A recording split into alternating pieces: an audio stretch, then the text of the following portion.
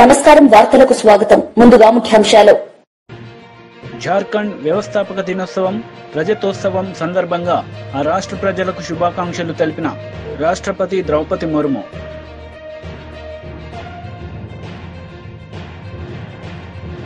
వచ్చే విద్యా సంవత్సరం ప్రారంభానికల్లా ఉపాధ్యాయ నియామక ప్రక్రియ పూర్తి చేస్తాం మానవ వనరుల శాఖ మంత్రి లోకేష్ వెల్లడి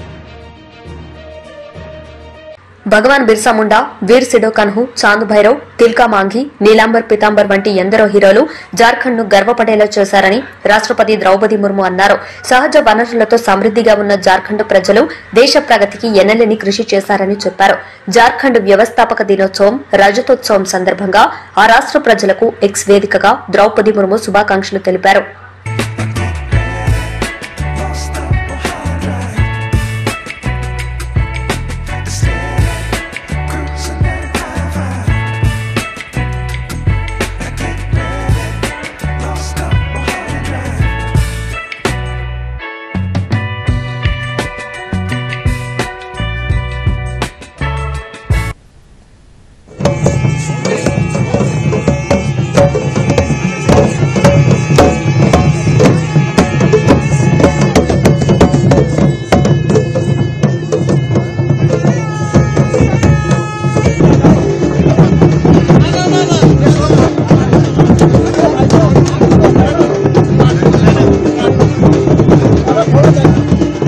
వచ్చే విద్యా సంవత్సరం ప్రారంభానికల్లా ఉపాధ్యాయ నియామక ప్రక్రియ పూర్తి చేస్తామని మానవ వనరుల శాఖ మంత్రి లోకేష్ వెల్లడించారు. అసెంబ్లీ ప్రశ్నోత్తరాల్లో డీఎస్సీపై సభ్యులు అడిగిన ప్రశ్నకు ఆయన సమాధానమిచ్చారు. ఉపాధ్యాయులకు బోధనేతర విధులేవి ఉండబోమని వైసీపీ హయాంలో వారిపై పెట్టిన అక్రమ కేసులను ఎత్తేస్తామని లోకేష్ చెప్పారు. 49 నియోజకవర్గాలు ఒక్క డిగ్రీ కళాశాల కూడా లేదు అధ్యక్ష. 91 నియోజకవర్గాలు కనీసం ఒకటి ఉంది అధ్యక్ష. 27 నియోజకవర్గాల్లో 2 ఉన్నాయి అధ్యక్ష. 8 నియోజకవర్గాల్లో 3 గవర్నమెంట్ డిగ్రీ కళాశాలలు ఉన్నాయి అధ్యక్ష. జనరల్ ప్రాక్టీస్ ఏంటంటే 20 కిలోమీటర్లు 20 నుంచి 30 కిలోమీటర్లు కనీసం డిస్టెన్స్ ఉండాలి ఒక డిగ్రీ కళాశాల నుంచి ఒక డిగ్రీ కళాశాల నామ్గా పెట్టుకుని మనం వెళ్తున్నాం అధ్యక్ష. ప్రధానంగా పెద్దలు అన్నట్టు భీమిలీకి వచ్చే గల 2 డిగ్రీ కళాశాలలు ఉన్నాయి అధ్యక్ష. దాంట్లో మన భీమిలీపట్నం డిగ్రీ కళాశాలలో అడ్మిషన్ రేట్ 73% ఉంది. నగరపు వలసలో వచ్చేసి కేవలం 36% ఉంది అధ్యక్ష. ఇది ప్రధానమైన కన్సర్న్. నేను ఎందుకు చెప్తున్నానంటే అధ్యక్ష, ఇక్కడనే కాదు ఆంధ్ర రాష్ట్ర వ్యాప్తంగా కూడా చూస్తే డిగ్రీ కళాశాలలో అడ్మిషన్స్ రేట్ యావరేజ్గా 50% కూడా దాటట్లేదు. అదే ఐటీఐలకు వచ్చే గల పెద్ద ఎత్తున అక్కడ డిమాండ్ అనేది ఉంటుంది, కానీ డిగ్రీకి వచ్చే గల డిమాండ్ అనేది లేకుండా పోయింది. దానికి మీరు అన్నట్టు భవనాలు లేకపోతే ఒక కారణం, ఇంకో కారణం ఫ్యాకల్టీ లేకపోతాం, మూడోది 2 ఉంటే క్వాలిటీ ఆఫ్ మీడియం కరెక్ట్గా లేకపోతాం. ఇక్కడ ఎవరైతే చదువుకుంటున్నారో వాళ్ళ తర్వాత ఉద్యోగాలు ఉపాధికి వెళ్ళినప్పుడు సరిగా రికగ్నైజ్ కాకపోవడం వల్ల కొంత ఇబ్బందులు అనేది ఎదుర్కొంటాం జరుగుతుంది. సో ఇది ఎట్లా ఇండస్ట్రీ ఫోకస్డ్గా ఇండస్ట్రీ సెంట్రిక్గా ఎలా చేయాలనే లక్ష్యంగా మన ప్రభుత్వం పనిచేస్తుందని గౌరవ సభ్యులకు తెలుపుతున్న అధ్యక్ష గవర్నమెంట్ జూనియర్ కళాశాలకు వచ్చే గల మధురవాడలో ఆల్రెడీ ఒక ఉంది అధ్యక్ష. కళాశాల ఫస్ట్ ఇయర్ 128 మంది విద్యార్థులు ఉన్నారు. సెకండ్ ఇయర్ 84, 2 కలిపితే 212 మంది విద్యార్థులు ఉన్నారు అధ్యక్ష. ఇంకోటి వచ్చేది పద్మనాభం దగ్గర హై స్కూల్ ప్లస్ అధ్యక్ష, స్ట్రెంత్ 34 ఉంది అధ్యక్ష. దాన్ని కూడా నేను ఎక్స్ప్లెయిన్ చేస్తాను. దగ్గర వలసకొచ్చగల స్ట్రెంత్ అక్కడ లేకపోయినా, జూనియర్ కళాశాల అక్కడ లేకపోయినా భీమునిపట్నం దగ్గర ఉంది కనుక అది 5 కిలోమీటర్ల దూరం కనుక అక్కడ 709 మంది విద్యార్థులు ఉన్నారు. General first year 167, general second year 139, vocational first year 208, vocational second year 175 మంది ఉన్నారు అధ్యక్ష. సో దగ్గర వలస దగ్గర నుంచి చూస్తే 450 మంది విద్యార్థులు అక్కడికి వెళ్తున్నారు అధ్యక్ష. సో ఇది ఎందుకు చెప్తున్నానంటే ప్రధానంగా గత ప్రభుత్వం హై స్కూల్ ప్లస్ అని తీసుకొచ్చారు అధ్యక్ష. అంటే 11th 12th కూడా హై స్కూల్లోనే ఉంటుందని చెప్పారు అధ్యక్ష. కానీ ఇంటర్మీడియట్ ఎడ్యుకేషన్ ప్రత్యేకంగా మన రాష్ట్రంలో ఇంటర్మీడియట్ ఎడ్యుకేషన్కి స్కూల్ ఎడ్యుకేషన్ చాలా తేడా ఉంటుంది అధ్యక్ష. అది వాళ్ళు గమనించకుండా సరైన స్టాఫింగ్ ఇవ్వకుండా ఈ సంస్కరణ తీసుకొచ్చిన దానివల్ల మీరు చూస్తే కేవలం 34 మంది విద్యార్థులు ఉన్నారు. దానికోసం మేము చాలా సీరియస్గా బోర్డ్ ఆఫ్ ఇంటర్మీడియట్ ఎడ్యుకేషన్ మేము చాలా రిఫార్మ్స్ కూడా తీసుకొస్తున్నాం అధ్యక్ష. మీరు చూస్తే గత ప్రభుత్వం టెక్స్ట్ బుక్స్ కూడా ఇవ్వలేదు అధ్యక్ష. ఇంటర్మీడియట్ విద్యార్థులకు గత ప్రభుత్వం టెక్స్ట్ బుక్స్ కూడా ఇవ్వలేదు అధ్యక్ష. నేను మంత్రి అయిన తర్వాత తొలి నిర్ణయం తీసుకుంది టెక్స్ట్ బుక్స్ ఇవ్వాలని నిర్ణయం తీసుకున్నాం. అంతేకాకుండా టీచింగ్ని బలోపేతం చేయాలి, విద్యార్థుల్ని అసెస్ చేయాలి, ఏబీసీ కేటగిరీ కింద అసెస్ చేసి ఏ విద్యార్థులకైతే అడిషనల్ సప్లిమెంటేషన్ అవసరం ఉందో వాళ్ళకి మెరుగైన బ్రిడ్జ్ కోర్సులు ఏర్పాటు చేసి వాళ్ళని ఎట్లా ఇంప్రూవ్ చేయాలని దానిపైన కూడా మేము వర్కౌట్ చేస్తున్నాం అధ్యక్ష. మీరు చూస్తే అధ్యక్ష, మన ప్రభుత్వం వచ్చిన తర్వాత బోర్డ్ ఆఫ్ ఇంటర్మీడియట్ అంటే మన గవర్నమెంట్ జూనియర్ కళాశాలలో 15,000 మంది విద్యార్థుల అడ్మిషన్స్ పెరిగింది అధ్యక్ష. గర్వంగా చెప్తున్నా 10% మన అడ్మిషన్స్ ఒకే సంవత్సరంలో పెంచడం జరిగింది అధ్యక్ష. నా పక్కనే గౌరవ మంత్రివర్యులు నారాయణ గారు కూర్చున్నారు. నారాయణ గారితో పోటీ పడే విధంగా అంటే వాళ్ళ సంస్థలతో పోటీ పడే విధంగా మేము ప్రభుత్వ ఇంటర్మీడియట్ కాలేజీని మనం తీర్చిదిద్దాలి, జూనియర్ కళాశాలని తీర్చిదిద్దాలి లక్ష్యంతో మేము పనిచేస్తున్నాం. మేము వాస్తవంగా మేము కూడా నేర్చుకుంటున్నాం. బెస్ట్ ప్రాక్టీసెస్ మార్కెట్లు ఏంటి, గైడ్స్ ఏంటి. ఇన్ఫాక్ట్ మంత్రి గారిని స్వయంగా నేను అడుగుతాం జరిగింది, మీరు ఇన్పుట్లు ఇవ్వండి, మేము మోడర్నైజ్ చేయాలనుకుంటున్నాం, సరైన మెటీరియల్ ఇవ్వాలనుకుంటున్నాం. అంటే గౌరవ మంత్రి గారు కూడా నిన్న మాకు ఒక వర్క్షాప్ పెడితే గౌరవ మంత్రి గారు ముఖ్య అతిథిగా వచ్చి కొన్ని సలహాలు సూచనలు కూడా మాకు ఇష్టం జరిగింది. ప్రధానంగా ఇంటర్కి వచ్చి గల కేవలం 2 సంవత్సరాలే కాదు, 9వ తరగతి నుంచి మీరు కార్యక్రమం మొదలు పెడితే బాగుంటుందని గౌరవ మంత్రి గారు కూడా నన్ను కోరటం జరిగింది. అంటే ఓరియంటేషన్ ట్రైనింగ్ చేస్తే బాగుంటుందని కోరటం జరిగింది. అందుకే అధ్యక్ష, commissioner school education, commissioner intermediate education ఇద్దరిని కూర్చుని హ్యాండ్ ఆఫ్ ఎలా జరగాలి, ఎప్పటి నుంచి మొదలు పెట్టాలి, ఎలాంటి మెటీరియల్ కావాలి, ఎలాంటి గైడ్స్ కావాలి అని దానిపైన క్షుణ్ణంగా మేము చర్చిస్తున్నాం. దాన్ని త్వరలోనే మేము అమలు చేస్తామని ఈ సభాముఖం మీకు హామీ ఇస్తున్నాను అధ్యక్ష. మన గంటా శ్రీనివాస్ గారు చెప్పినట్లు బిల్డింగ్స్, ఫ్యాకల్టీ, అదేవిధంగా రెసిడెన్షియల్ కళాశాల ద్వారా స్పీకర్ గారు కూడా నా దృష్టికి తీసుకొచ్చారు. దాన్ని చాలా సీరియస్గా తీసుకుంటున్నాం అధ్యక్ష. నా ఆలోచన ఏంటంటే ఒక డాష్ బోర్డ్ ఏర్పాటు చేసి స్కూల్స్ అన్ని ఒక ర్యాంకింగ్ మెకానిజం పెడదామని. ఏ కేటగిరీ స్కూల్స్ ఏంటి, B category, C category, D category schools ఏంటి. సో డి కేటగిరీ స్కూల్స్ని సి కేటగిరీ తీసుకురావాలి, సి కేటగిరీ స్కూల్స్ని బి కేటగిరీ తీసుకురావాలి. ఇన్ఫ్రాస్ట్రక్చర్ ఒక భాగం అవుతే ఉపాధ్యాయులు అంటే ఎంతమంది ఉపాధ్యాయులు ఉన్నారు అది 2 భాగం, 3 భాగం అవుట్కమ్ ఏంటి అంటే ఫండమెంటల్ లెర్నింగ్ అవుట్కమ్స్ ఎంతవరకు ఉన్నాయి, పిల్లలు ఎంతవరకు పర్ఫామ్ చేయగలుగుతున్నారు, దానిపైన కూడా క్షుణ్ణంగా మేము అది టెస్ట్ కూడా ఏర్పాటు చేసి అది ట్రాన్స్పరెంట్గా అటు పక్కన ఉపాధ్యాయులకి ఇంకో పక్కన విద్యార్థులు తల్లిదండ్రులు కూడా తెలియజేయాలనే లక్ష్యంతో మేము పనిచేస్తున్నాం అధ్యక్ష. ఈ సభాముఖంగా గౌరవ సభ్యులు కూడా నేను కోరుతున్నాను అధ్యక్ష. డిసెంబర్ మొదటి వారంలో మెగా పీటీఎం ఏర్పాటు చేస్తున్నాం. గౌరవ సభ్యులందరూ దాంట్లో పాల్గొవాలని ఈ సభాముఖం కోరుతున్నా అధ్యక్ష. అంతేకాకుండా గౌరవ సభ్యులు కూడా నేను నోటు పంపిస్తాను అధ్యక్ష. ప్రతి సభ్యుడు కంపల్సరీగా ప్రభుత్వ పాఠశాలలకి నెలకి నీ పాఠశాల వెళ్ళి మాకు ఒక రిపోర్ట్ ఇస్తే ఆ రిపోర్ట్ చూసి మార్పులు చేర్పులు ఏం చేయాలి అనే దానికి నాకు ఫీడ్బ్యాక్ ఇస్తుంది అధ్యక్ష. ఎందుకంటే నేను ఒక్కరిని అన్ని ప్రభుత్వ పాఠశాలలు తిరగలేను. గౌరవ సభ్యులు ఒక 5 సంవత్సరాల్లో అన్ని ప్రభుత్వ పాఠశాలలు మీ కింద ఉన్న అన్ని ప్రభుత్వ పాఠశాలలు ఒక రౌండ్ కానీ వేయగలితే మీకు అవగాహన వస్తుంది, నాకు కూడా మీ రిపోర్ట్ల ద్వారా ఏం చేస్తే బాగుంటుందని కూడా నాకు కూడా తెలుస్తుంది అధ్యక్ష. దయచేసి ఇది గౌరవ సభ్యులు కూడా సీరియస్గా తీసుకోవాలని ఈ సభాముఖంగా కోరుకుంటూ ఆ నోట్ త్వరలోనే గౌరవ సభ్యులకి నేను డైరెక్ట్గా పంపిస్తాను. ఏక్ ఓంకార్ సందేశంతో మానవాళికి సమానత్వాన్ని ప్రబోధించిన సిక్కు మత స్థాపకులు గురునానక్ జయంతి సందర్భంగా జూబ్లీహిల్స్ నివాసంలో ముఖ్యమంత్రి రేవంత్ రెడ్డి సలహాదారు నరేందర్ రెడ్డితో కలిసి చిత్రపటానికి పుష్పాంజలి ఘటించారు. సంగారెడ్డి జైల్లో ఉన్న కొడంగల్ లగచర్ల రైతులను పరామర్శించిన బీఆర్ఎస్ వర్కింగ్ ప్రెసిడెంట్ కేటీఆర్ ఈ సందర్భంగా మీడియాతో మాట్లాడారు. మేము ఇక్కడ ఉన్న 16 మందిని కలిసినాం. వాళ్ళల్లో ఒక ప్రభుత్వ ఉద్యోగి ఉన్నాడు, ఒక పంచాయత్ సెక్రటరీ సోదరుడు పేరు రాఘవేంద్ర యాదవ్. ఆ తమ్ముడు చెప్తున్నాడు, అన్నా నేను మరి వీళ్ళు ఎట్లా పనిచేస్తున్నారో నాకు అర్థం కావట్లేదు. నేను ప్రభుత్వమే చెప్పిన కులగణన అనే కార్యక్రమంలో దినమంతా పాల్గొన్నా, వచ్చి ఆ సంఘటన జరిగినప్పుడు అక్కడ లేను. సాయంత్రం మొత్తం వేరే మండలంలో పాల్గొని నేను ఇంటికి వస్తే సాయంత్రం నన్ను గుంజుకపోయినారని చెప్తా ఉన్నాడు. ఇంకొక తమ్ముడు ఇంకా దారుణం అదైతే, అసలు ఆయనకు సంబంధం లేదు, ఆయన ఎక్కడో వనపర్తిలో ఐటీఐ చదువుకుంటున్నాడు. ఆ పిల్లోడు ఒక గిరిజన పిల్లగాడు. ఆయన బస్సు ఎక్కి వనపర్తిలో ఈ సంఘటన జరిగిన తర్వాత మా ఇంటోళ్ళు ఎట్లున్నారో అని చెప్పి సాయంత్రానికి చేరుకున్నాడు. సంఘటన అంతా అయిపోయిన తర్వాత ఆయనను పట్టుకపోయి ఈరోజు జైల్లో తీసుకొచ్చి పెట్టినారు. మేము అడిగినాం ఏం జరిగింది అని. ఏం జరిగింది అంటే వాళ్ళు చెప్పేది ఒకటే, అన్నా మొత్తం 60-70 మందిని మొదలు అరెస్ట్ చేసినారు, 2 DCMలలో ఎక్కించుకొని తీసుకొని పోయినారు. మా దుద్యాల మండల కాంగ్రెస్ పార్టీ అధ్యక్షుడు ఆయన పేరు శేఖరు, ఆయన అనుచరులు కూడా ఈ దాడిలో పాల్గొన్నారు. ఎందుకంటే కాంగ్రెస్ వాళ్ళ భూములు కూడా పోతున్నాయి. వాళ్ళ పేర్లు కూడా చెప్పినారు మాకు. రమేష్, ఇంకా 4 పేర్లు చెప్పినారు సార్. పేర్లు నరసింహులు, రమేష్, ఇంకా రాములు నాయక్ అని కాంగ్రెస్ వాళ్ళు వాళ్ళ భూములు పోతుంటే వాళ్ళు దాడి చేసినారన్న. మొత్తం 70 మందిని తీసుకుపోయినారు. ముందు తీసుకుపోయినాక తిరుపతి రెడ్డి ఫోన్లో ఆదేశాలు ఇస్తున్నాడు. ఒక రాజ్యాంగేతర శక్తి, ముఖ్యమంత్రి అన్న కావడమే ఆయనకున్న అర్హత. ఆయనకి ఏ పదవి లేదు, ప్రజాప్రతినిధి కాదు.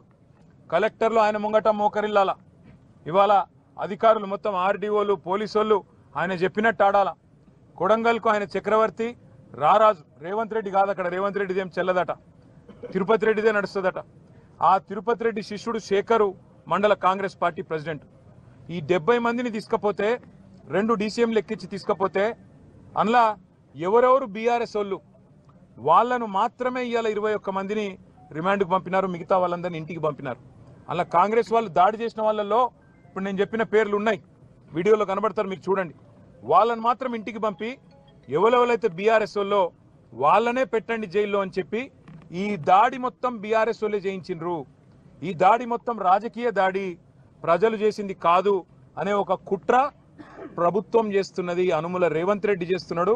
ఆయన అన్న అనుముల తిరుపతి రెడ్డి ఆ మండల కాంగ్రెస్ పార్టీ అధ్యక్షుడు చేస్తా ఉన్నాడు. వాళ్ళ బీఆర్ఎస్ వాళ్ళనే తీసుకొచ్చి జైల్లో పెట్టడం అంటే వాళ్ళ ఉద్దేశం ఒకటే, తమ చాతగాని తనాన్ని 9 నెలలుగా తమ ప్రభుత్వం విఫలమైన పద్ధతిని ఇవాళ దాచుకోవడానికి, ముఖ్యమంత్రి నియోజకవర్గంలో అధికారులకు జరిగిన పరాభవానికి ఇవాళ ఏం చెప్పాలనో తెలియక సిగ్గు లేకుండా దీనికి రాజకీయ రంగు పులిమి వాళ్ళని బెదిరించే ప్రయత్నం చేస్తూ ఉన్నారు. ఇంకా అరాచకం ఏంటంటే 21 మంది మొత్తం ఎస్సీ, ఎస్టీ, బీసీ రైతులు. ఒక ఆయన విష్ణువర్ధన్ రెడ్డి అని ఆయన కూడా ఉన్నాడు. ఆయన కూడా పాపం ఇంట్లో ఉన్నాడు. వాళ్ళందరినీ పిచ్చి కొట్టుడు కొట్టినారు, చిత్రహింసలు పెట్టినారు, 3rd డిగ్రీ టార్చర్ పెట్టినారు. కొడంగల్ సిఐ, కొడంగల్ ఎస్ఐలు, వికారాబాద్ ఎస్పీ ఆయన పేరు నారాయణ రెడ్డి, వీళ్ళంతా కలిసి వీళ్ళను చిత్రహింసలు పెట్టినారు. 3 గంటలు కొట్టినారు. ఒక్కొక్కరిని చూస్తూ ఉంటే ఇప్పుడే మా అక్క చెప్పినట్టు కాళ్ళు చేతులు కమిలిపోయి ఉన్నాయి. మేము అడిగినాం, మరి ఎందుకు మెజిస్ట్రేట్ ముంగట చెప్పలేదు, కొట్టినాడు ఎందుకు చెప్పలేదు అన్నాం. మీరు చెప్తే మళ్ళా కొడతాం, మీ ఇంటికి పోయి మీ ఇంటోళ్ళని కొడతామని చెప్పినారు. మిమ్మల్ని మళ్ళా కొడతాం, జైల్లో కొడతాం, ఇంటికి పోయి మీ ఇంటోళ్ళని కూడా కొడతామని చెప్పినారు. ఎంత అమానవీయంగా, ఎంత క్రూరంగా అంటే ఇంటి మీదికి వీళ్ళనేమో జైలుకు పంపినారు. ఇంటి మీదికి బందిపోట్లను పట్టుకరానికే, ఒసామా బిన్ లాడెన్ లాంటి తీవ్రవాదులను పట్టుకరానికే ఎట్లయితే కూంబింగ్ ఆపరేషన్ చేస్తారో 100 మంది పోలీసులు వచ్చి ఇంటింటికి పోయి తలుపులు, దర్వాజాలు తన్నుకుంటూ, గుద్దుకుంటూ, పగలగొట్టుకుంటూ, తాగి బూతులు మాట్లాడుతూ, కొంతమంది ప్రైవేట్ వ్యక్తులు, నేను పోలీసు వాళ్ళు అంటలేను, ప్రైవేట్ వ్యక్తులు కొంతమంది కాంగ్రెస్ పార్టీకి సంబంధించిన వాళ్ళు తాగి బూతులు మాట్లాడుతూ ఆ ఇండ్ల మీద దాడి కూడా చేయడం జరిగింది. అక్కడ ఉన్న మహిళలు, అక్కడ ఉన్న ముసలోళ్ళని భయభ్రాంతులు, పిల్లలని భయభ్రాంతులకు గురి చేయడం జరిగింది. వాళ్ళ రేవంత్ రెడ్డి కాంగ్రెస్ పార్టీ ఒకటి గుర్తుపెట్టుకోవాలా, భూమి మీద ఎవడు శాశ్వతంగా ఇక్కడే ఉండడానికి రాలే. నీ పదవి కూడా 5 ఏళ్ళే. అలా మీ ఢిల్లీ వాళ్ళ కోపం వస్తే రేపో ఎల్లుండే తీసి పారేసినా కూడా దిక్కులేదు నీకు. నేను ఒకటే గుర్తు చేస్తున్నా, రేవంత్ రెడ్డి చక్రవర్తివి కాదు, నువ్వేమి రాజువు కాదు, నువ్వేమి పెద్ద నియంతవు కాదు. నీలాంటి వాళ్ళు చాలా మంది వచ్చిండ్రు, చాలా మంది వస్తారు ఇంకా భవిష్యత్తులో. ఒకటి మాత్రం పక్కా, పేదవాళ్లతోని, ఎస్సీ, ఎస్టీ, బీసీలు, చిన్న సన్నకారు రైతులు ఉన్న మొత్తం భూమిని నేను గుంజుకుంటా, ఏమన్నా చేస్తా, నేను కొడంగల్ మాత్రం మా అల్లునికి ఫార్మా కంపెనీ పెట్టిస్తా అంటే ఇది తెలంగాణ సమాజం మాత్రం తప్పకుండా తిరగబడుతుంది. గోపాలపురం శాసనసభ్యులు శ్రీ మద్దిపాటి వెంకటరాజు జన్మదిన ఉత్సవాలు నల్లజర్లలో ఘనంగా జరిగాయి. 2 టన్నుల కేక్ కట్ చేసి అభిమానులకు తినిపించారు.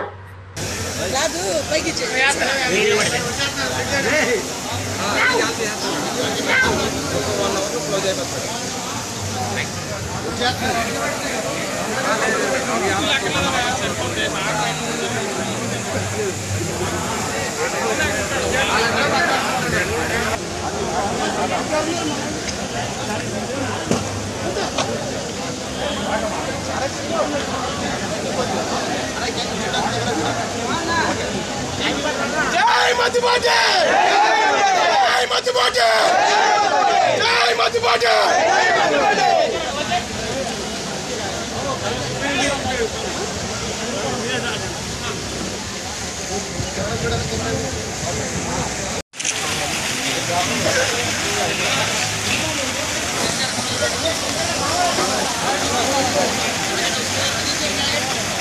Hey!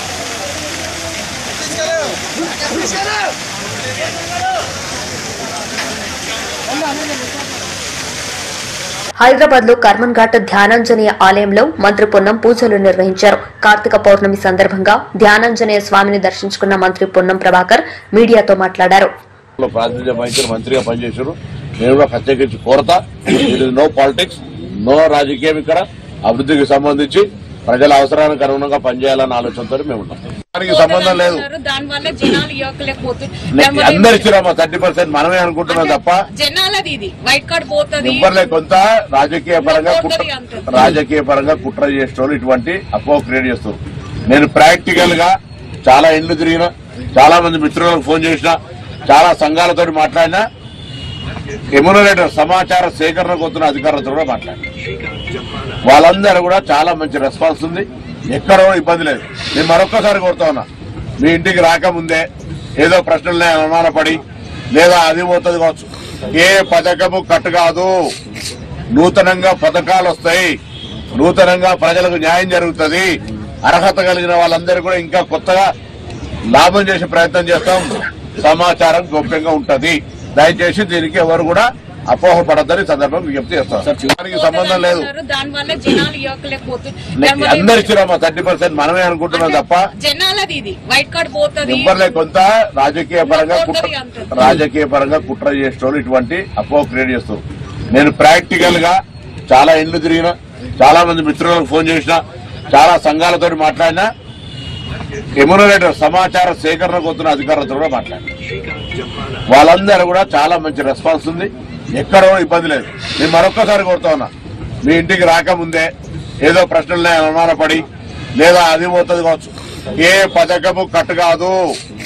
నూతనంగా పథకాలు వస్తాయి, నూతనంగా ప్రజలకు న్యాయం జరుగుతుంది. అర్హత కలిగిన వాళ్ళందరూ కూడా ఇంకా కొత్తగా లాభం చేసే ప్రయత్నం చేస్తాం. సమాచారం గోప్యంగా ఉంటది. దయచేసి దీనికి ఎవరు కూడా అపోహపడద్దని సందర్భం విజ్ఞప్తి చేస్తాం. తప్పకుండా చెప్తాం. కేసీఆర్ దారిలోనే రేవంత్ రెడ్డి ప్రభుత్వం కూడా కొనసాగుతుంది. అనుకుంటున్నాం, వేరే వాళ్ళని అనుకుంటున్నాం. ఏం లేదు. చాలా ప్రజలు తప్పకుండా నియంతృత్వం నుంచి ప్రజాస్వామ్యంకు వచ్చి ప్రజాస్వామ్య పద్ధతి నడుస్తుంది. ప్రజాస్వామ్యం నడవంగా కూడా ఇష్టం లేని వాళ్ళు ఉంటే వాళ్ళకి వెళ్తుంది. ఎందుకంటే మీకు ఒక మాట చెప్తా, మల్లన్న సాగర్ లో ఉద్యమం జరిగేటప్పుడు మహిళలను చూడకుండా ప్రజల్ని కొట్టిండ్రు. కానీ ఏ ఒక్క పౌరుడు ఆ పౌరుణ్ణి మేము రెచ్చగొట్టి. ప్రపంచ ప్రఖ్యాతిగాంచిన అలెగ్రో మైక్రో సిస్టమ్ కంపెనీ రాష్ట్రానికి రావడం సంతోషకరమని ఐటీ శాఖ మంత్రి దుద్దిళ్ల శ్రీధర్ బాబు అన్నారు. ప్రభుత్వ ప్రోత్సాహం వల్ల అంతర్జాతీయ కంపెనీలు రాష్ట్రంలో పెట్టుబడులు పెట్టేందుకు ముందుకు వస్తున్నాయన్నారు. రాష్ట్రంలో ఈవీ, సెమీ కండక్టర్లకు సంబంధించి R&D సెంటర్ను కంపెనీ ఏర్పాటు చేయనున్నట్లు వెల్లడించారు. సంస్థ ద్వారా ముందుగా 500 మందికి ఉద్యోగావకాశాలు లభిస్తాయన్నారు. To the Allegro Microsystems, who made a decision to put up their R&D center in Hyderabad. This R&D center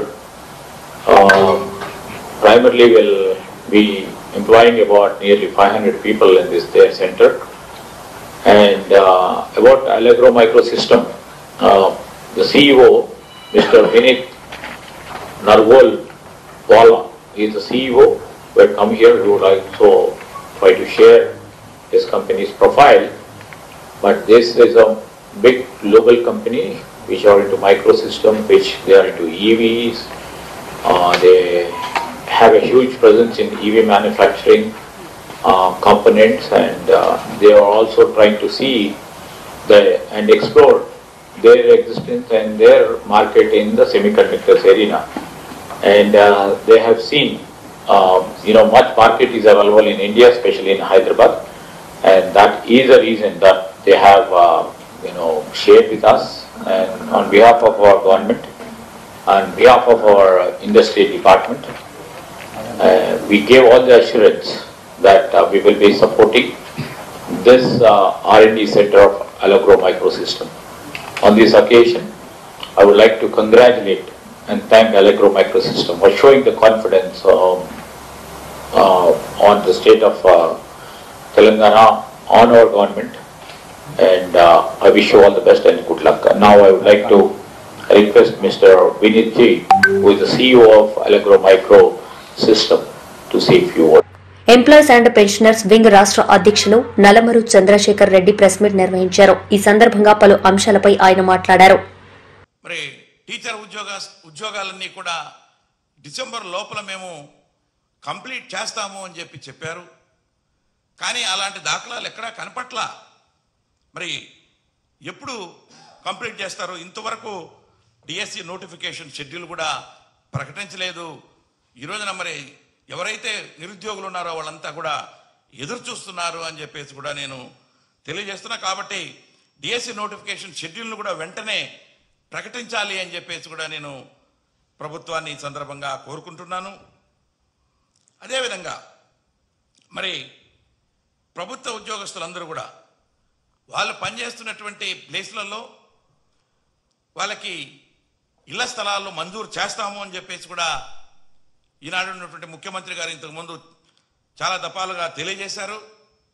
మరి చిన్న తరగతి ఉద్యోగస్తులు మరి వాళ్ళు ఇల్లు కట్టుకోవాలంటే చాలా కష్టంగా ఉంది. కాబట్టి ప్రభుత్వం తరఫు నుంచి ప్రతి ఉద్యోగి కూడా వాళ్ళు పనిచేసేటువంటి ప్రాంతాలలో మరి ఇంటి స్థలాలను కేటాయించాలి అని చెప్పేసి కూడా నేను ఈ సందర్భంగా మరి టీడీపీ కూటమి ప్రభుత్వాన్ని కోరుకుంటూ ఉన్నాను. అదేవిధంగా మరి రాష్ట్రంలో దాదాపు మరి 3,80,000 మంది పెన్షనర్స్ ఉన్నారు. వాళ్ళందరికీ కూడా మరి అడిషనల్ క్వాంటమ్ ఆఫ్ పెన్షన్ 70 ఏళ్లకి దాటిన వాళ్ళకి 10% గాను, మరి 75 సంవత్సరాలు వయసు దాటినటువంటి వాళ్ళకి మరి 15% గాను ఇమ్మీడియట్గా మరి మంజూరు చేయాలి అని చెప్పేసి కూడా నేను ఈ సందర్భంగా ప్రభుత్వాన్ని కోరుతున్నారు. అదేవిధంగా మరి ఏదైతే ఉద్యోగస్తులు రిటైర్ అయ్యేటప్పుడు 40% ఆఫ్ ది బేసిక్ పే ఆ యొక్క కమిటేషన్ చేస్తారు. కమిటేషన్ చేసిన తర్వాత మరి ప్రభుత్వం 15 సంవత్సరాల తర్వాత ఫుల్ పెన్షన్ వస్తూ ఉంది. అలా కాకుండా ఏదైతే ఆ 40% రిటైర్ అయినప్పుడు ఇస్తున్నారో పెన్షనర్స్కి అది 11 సంవత్సరాల 3 నెలలకే తీరిపోతుంది. కాబట్టి 11 సంవత్సరాల 3 నెలల తర్వాతనే ఫుల్ పెన్షన్ ఇవ్వాలి ఇన్స్టెడ్ ఆఫ్ 15 years అని చెప్పేసి కూడా మేము దప్పదప్పాలుగా ప్రభుత్వాన్ని కోరుతున్నాం. కాబట్టి ఈనాడు ఈ రాష్ట్రంలోనే కాదు చాలా రాష్ట్రాలలో దేశంలో చాలామంది కోర్టులు కూడా వెళ్తున్నారు. వాళ్ళందరికీ కూడా కోర్టులో ఆర్డర్స్ ఇస్తూ ఉన్నారు.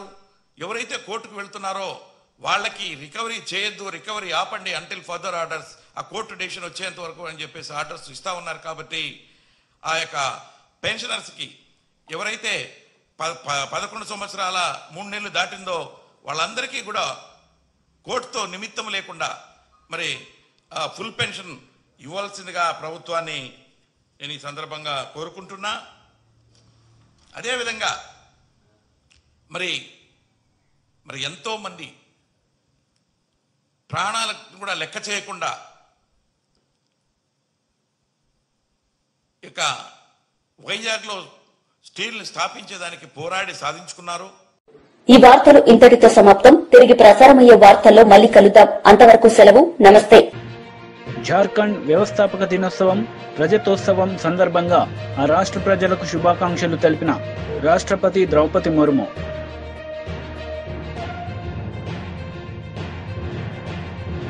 వచ్చే విద్యా సంవత్సరం ప్రారంభానికల్లా ఉపాధ్యాయ నియామక ప్రక్రియ పూర్తి చేస్తాం. మానవ వనరుల శాఖ మంత్రి లోకేష్ వెల్లడి. వార్తలు ముగించే ముందు ముఖ్యాంశాలు మరోసారి.